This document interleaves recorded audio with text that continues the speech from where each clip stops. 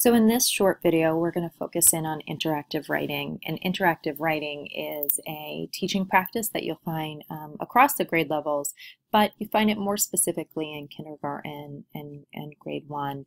And it's a time where the teacher and the children are actively together composing a text. So they're negotiating and determining what to write together and how to write it. And they're physically sharing the pen to do it. So the difference between shared writing is the teacher would hold the pen and do all of the writing while the students were maybe giving the ideas. But in interactive writing, they actually are writing some parts of the text as well. And so let's look in on a classroom really quick. If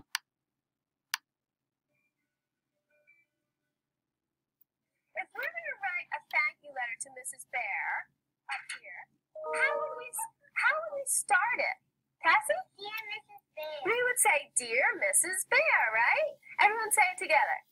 Dear Mrs. Bear. Very good. We're going to start our letter with Dear Mrs. Bear. Anyone remember what that's called, that part of the letter? Brianna? The greeting. It's called the greeting. Very good. Who can come up here and show us where to start our greeting, Dear Mrs. Bear? Lindsay, come on up. Show us where to start it.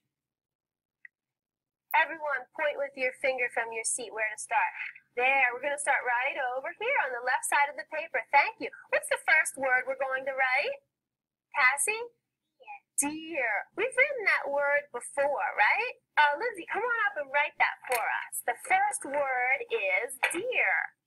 D-E-A-R. What kind of a letter is Lindsay going to start with, Jonah? What kind of letter is she going to start with?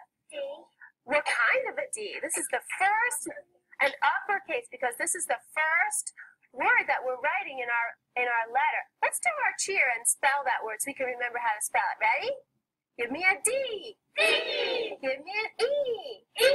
Give me an A. A.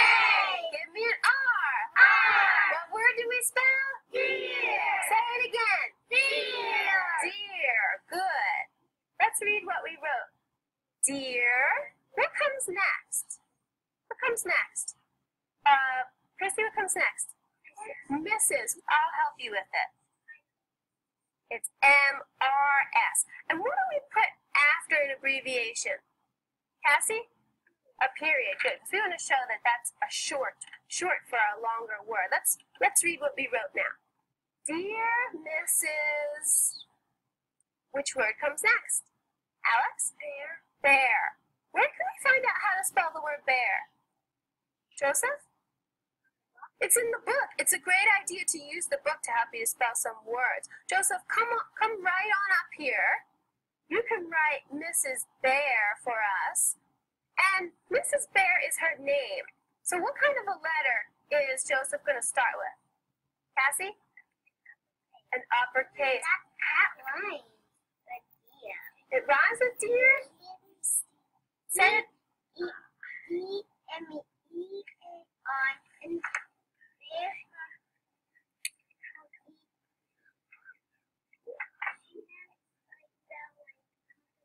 Let's look at it right here. Cassie said that bear rhymes with deer. What does rhyming mean again? What does rhyming mean, Jessica?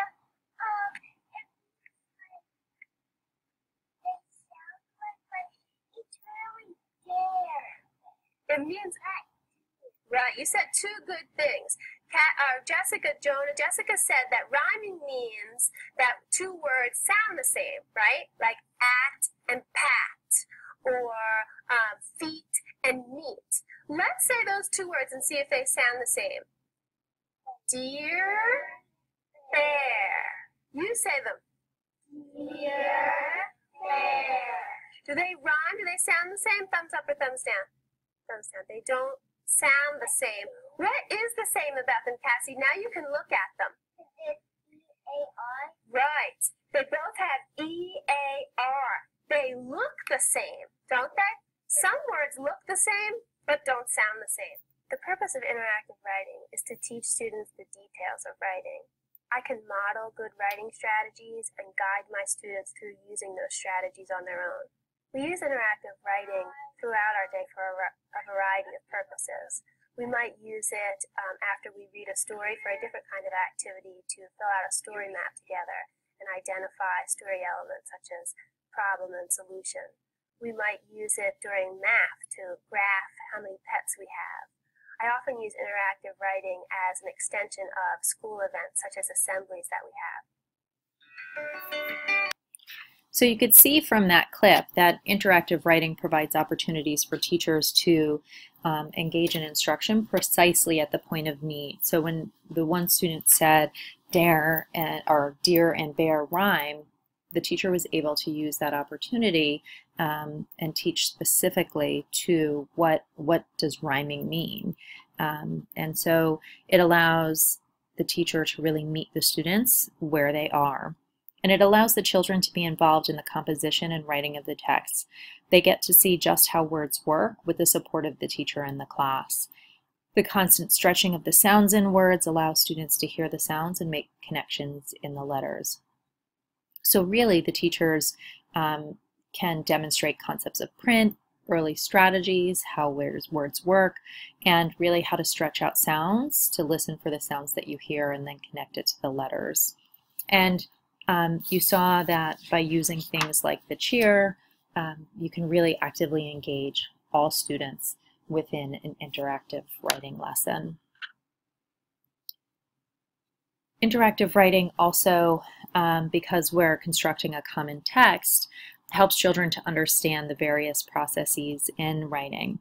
So it gives students to actually experience it with support, again, from the teacher.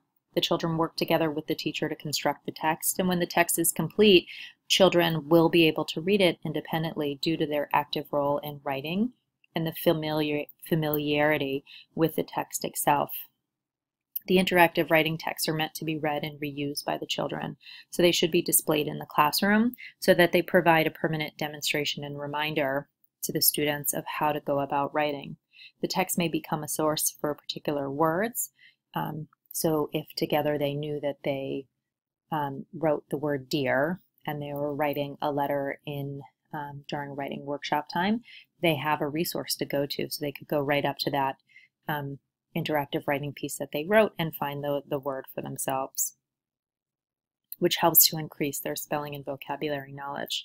It helps to also encourage children to think about multiple ways to compose texts.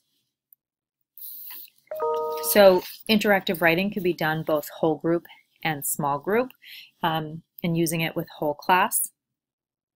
You really want to, it helps to build a community of learners and helps explore ideas and concepts, and you really want to focus in on teaching that the majority of the students need. And during a small class, you can work more closely with the strengths and needs of a small group, focusing on a concept that's important for that small group at this particular time in their learning.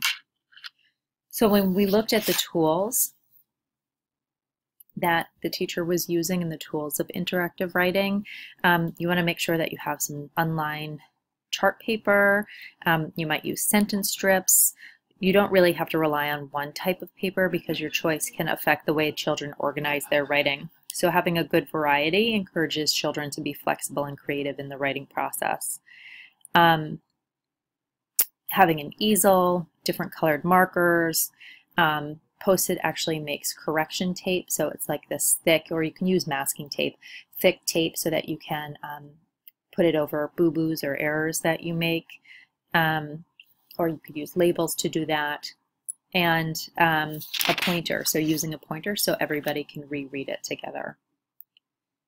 And so when we think about what interactive writing offers diverse learners, what does it offer our ELs or our students with special needs? And by working together to create a common text, students are provided the opportunity to work cooperatively while also experiencing an authentic writing task. Students can participate at any writing level, whether it's writing a single letter or an entire word. Interactive writing also allows for a risk-free environment where every student has the chance to further develop their writing skills as the teacher engages them in instruction precisely at the point of individual student needs. Through teacher and peer modeling, print concepts are demonstrated and practiced. By having an active role in creating the text, all students feel a sense of ownership and familiarity, allowing them to build other skills such as fluency and comprehension. And there's ways in which you can engage students. So while you're calling students up, you could have students, they could have dry erase boards in front of them, they could be writing in the air, they could be doing a cheer like that teacher modeled, they could be writing on the back of the person in front of them. So you really can engage children throughout the entire lesson.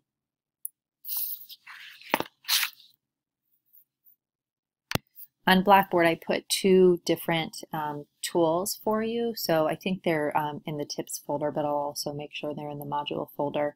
One is the different steps in the interactive writing process, and another one is how to make teaching decisions for interactive writing.